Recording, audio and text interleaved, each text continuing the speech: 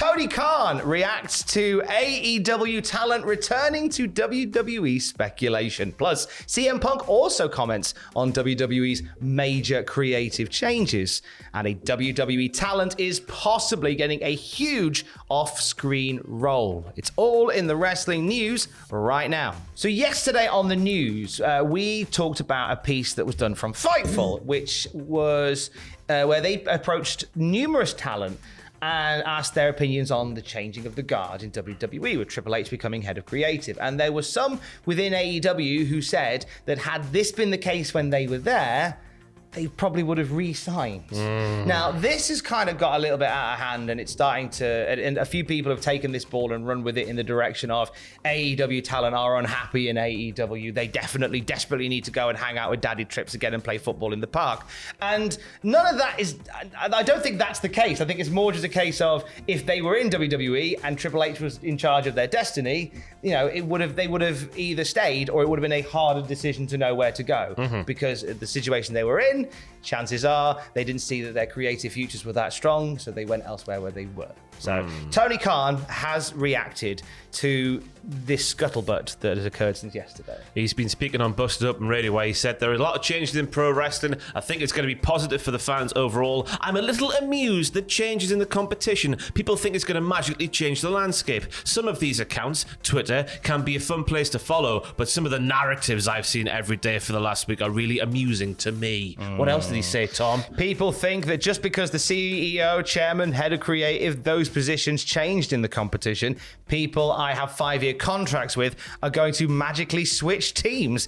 Good luck with that. Adam Cole is signed until 2027 now. I wouldn't expect to see him going anywhere anytime soon. Malachi Black has almost 5 years left on his deal. I wouldn't expect him to go anywhere anytime soon. Just because these guys had previous success under a different administration doesn't mean they're going to be going somewhere else. Those are two people I really like. Just examples of people that I've worked under that previous administration now, and I am really amused by that. That's a narrative I see so-called wrestling writers pushing every day. It's pretty amusing.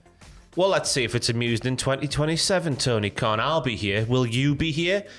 You probably will be, Tony Khan. I doubt I'll be here.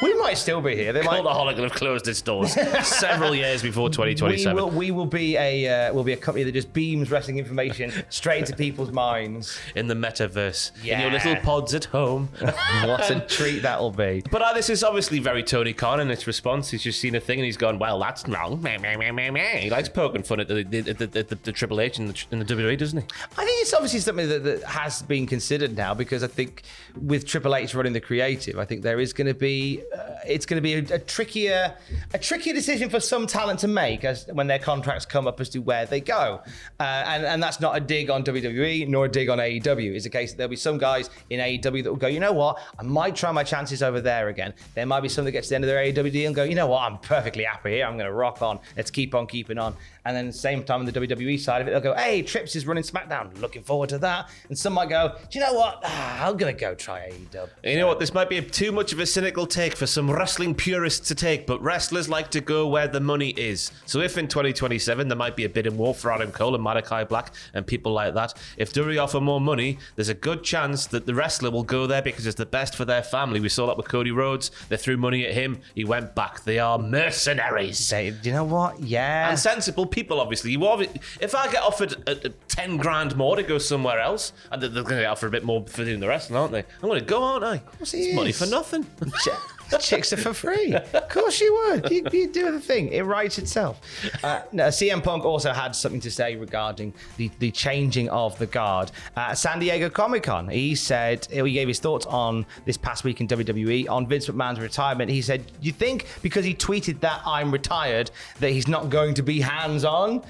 I think we all kind of went, well, yeah, because he's being investigated by the feds and they want to keep as much of a distance from him as possible. When's that stopped him before? There is that. They weren't a publicly traded company back then, of course, but you know what I mean. There is, yes, exactly. He then talks to CM Punk about SmackDown last week and Lesnar storming out.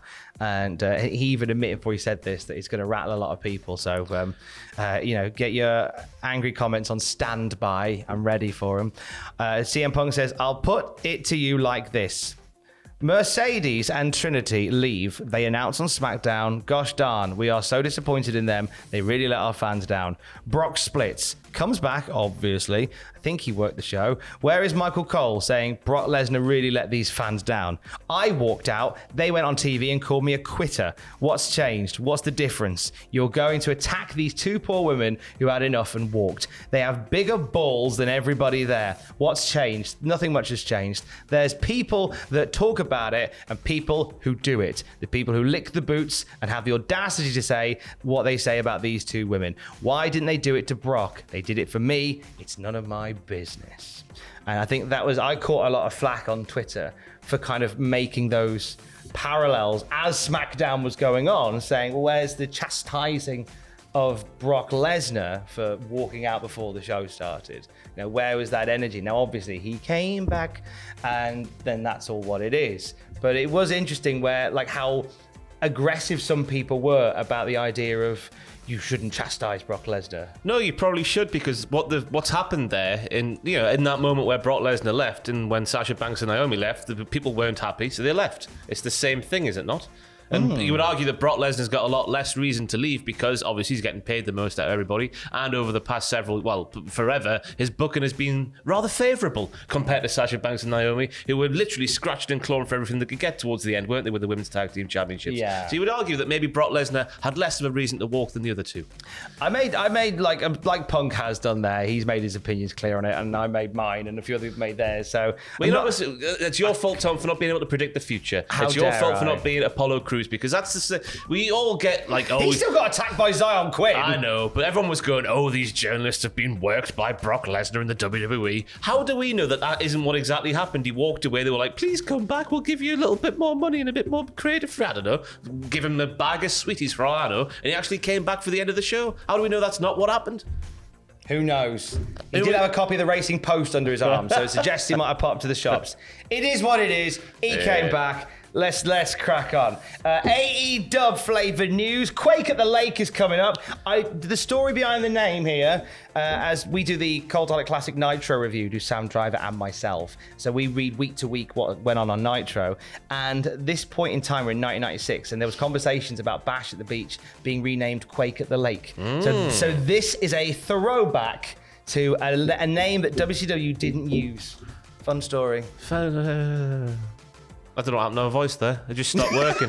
Anyway, Jon Moxley will defend the interim, but don't you dare call it interim around Jon Moxley. AEW World title against Chris Jericho on this August the 10th show. It was announced last night after Moxley successfully defended the title against Rush. Jericho came out. He said some sports entertainerish things. Moxley went... Moxley sounded really hoarse last night. It was quite sexy. He was like... He was like, I don't like this sports entertainment bull poo we're doing right now. I don't want to see this arsehole Chris Jericho who comes to AEW these days. I want to see that Chris Jericho who I saw when I was trading tapes. That's the right way to say it, isn't it? Trading tapes out the back of a magazine back in the mid-90s. I want to see the Super J Cup man. I want to see Lionheart Chris Jericho, the last survivor of the Heart Dungeon. Quite a nerdy promo from Jon Moxley. Yeah, I liked it. But he sounded like Phoebe when she got a cold on Friends. So what's going to happen is he's going to feel better by the end of the week. So he's going to be going around asking wrestlers to spit in his mouth. AEW last night also confirmed that they are indeed talking off the Heart Dungeon. They are heading to the spiritual home of the Heart Dungeon and the literal home of the Heart Dungeon. They're off to Canada. Bizarro world. Yeah, where the faces get booed and the heels get cheered. The creme de la creme of the chess world is here. Yeah, it is. I'm up for the Canadian debut. They're going to be doing the Coca-Cola Coliseum in Toronto for Dynamite on October the 12th, and then the same venue again for Rampage the next day. Tickets go on sale next month. I do like a Toronto crowd, me. They're up for it, aren't they? They're up for it. There was conversations about them maybe doing the Sky Dome, but I think they went, that is probably a bridge. That's a WCW move. That's for a Dynamite, for goodness sake. Yeah. Save that for a pay-per-view. Tony Khan, don't spaff your load too early. How many is that? That's 60, 70,000, that, isn't it? Oh, it's massive. Ooh. It's ridiculous. And no, I think they will keep it. If Coca-Cola Coliseum does well, I can see them doing a pay-per-view at the Sky Dome. Yeah, and there's plenty of Canadian lads there. That there Tyson Smith. I don't know why I've used his real name, Kenny Omega. I trying to think then who you were talking about. Evil Uno, he's from up there. He as is. well. Like so Kenny Omega, Evil Uno main event. Just the Excellent. Canadian lads. Bruce Hart. Don't worry, lads, I've got this. Team Canada's Hacksaw Jim Duggan. Yes, please, do all of that. We'll end on a bit of Paul Heyman flavoured news. We mentioned in the last video that you watched about Paul Heyman potentially being Hall of Fame bound. If WWE choose to do so, they could do it at WrestleMania 40 in Philadelphia. But his role within WWE is far from wrapping up as he joined Triple H for the talent tryouts in Nashville yesterday. And people are speculating that this is going to be part of a new role for Paul Heyman, who is such an amazing mind for the business, but may as well have had like a revolving door office in Stamford. Vince never really liked him. That's the impression I got. Like, he obviously saw the value of him being there, but he didn't want to give him too much, if that makes any sense. I think Vince kept him there because Vince felt like, well, I have to keep him there because he's Paul Heyman and he's so beloved in the industry and he's such a mega power that if he was to go somewhere else, he'd probably do a world of good. So I want to keep him here. But then at the same time, like, Vince doesn't agree with a lot of what Paul Heyman thinks, but Paul Heyman will argue with Vince all the time about anything, and he'll fight his corner. But now Vince isn't there, in theory. Eyeball Paul is, though. Eyeball Paul is. So Hunter and Paul Heyman hanging out in a war room together, planning Raw and SmackDown. That's nice. It was nice to see the little clips got shared on social media yesterday, and Triple H was like, let's just have some fun. That's what this business is about. Let's have some fun. It made me sound a bit Welsh there, don't I? Anyway, some fun and then there. Heyman was like, obviously speaking to the room of potential WWE superstars, he was like, don't just come on here and just say, hello, I'm and then just leave the scene thinking, oh, there goes number 72, there goes number 91. Just go, hello, my name is Paul Heyman. Then people will think, oh my God, his name is Paul Heyman. Yeah, it's all about selling your name. Yeah, and the catchphrases and other things like that. So yeah, there's some advice for your superstars. Don't just be a number, be a name. It's a bit different when it comes from me, that, from Paul Heyman. I think you said it in pretty much the same way he did. Excited to see what Triple H could do now he's running the place. Yeah. Apparently, somebody rang his office the other day, and they said, "Hi, Paul, just wondering if you want to, if it's worth now." Oh no.